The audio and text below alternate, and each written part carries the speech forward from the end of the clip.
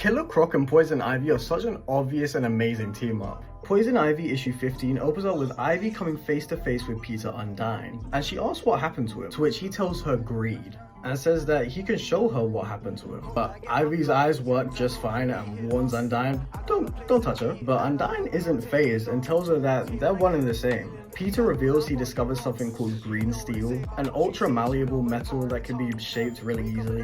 But it produces a toxic and poisonous fume when it's shaped, which changes organic DNA. Originally he was going to use it to rebuild neighborhoods, but as the toxic fumes were coming out, he decided to scrap the idea and bury the evidence. But where they buried the green steel started affecting the very building it was buried at, and eventually bodies started getting found. But when it got to Peter, it didn't game end him.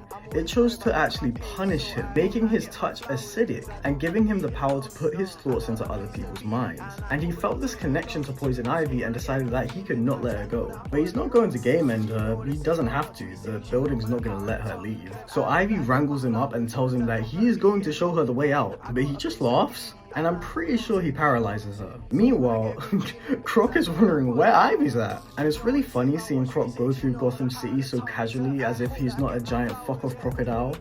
He goes to the building and starts talking to Poison Ivy, but he can't find her. Eventually, he takes enough lefts to find her, but she tells him that he's not going to be able to escape now. But Croc is a bit simple, so he just asks her how they plan to escape. And Ivy uses her powers to break through the blue goo, but they're found by Undyne, who Croc just bangs in the face. And Undyne grabs his wrist like the worst person in the nightclub, and it obviously burns, so Croc throws him to the side. And as the building crumbles, Poison Ivy actually extends a hand and tells Undyne to come with them, but he refuses. And the building collapses, with Croc actually getting introspective, which again was quite funny, before they head back home to Slaughter Swamp.